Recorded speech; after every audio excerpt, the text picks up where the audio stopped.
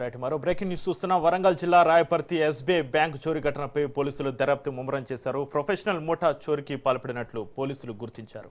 లాకర్లో దాచిన 14 కోట్ల విలువైన 19 కిలోల బంగారాన్ని దొంగలు అపహరించారు. దీంతో 500 మంది ఖాతాదారులు ఆందోళనలో ఉన్నారు.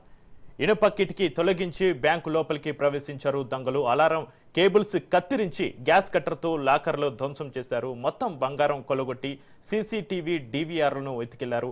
3 వారాల క్రితం కర్ణాటక రాష్ట్రంలో ఇదే తరహాలో చోరీ జరిగింది. దావణగిరి జిల్లాలోని ఎస్బీఐ బ్యాంకులో బంగారం చోరీ చేశారు. 2 చోట్ల దొంగతనానికి పాల్పడింది ఒకటే ముఠాగా పోలీసులు భావిస్తున్నారు.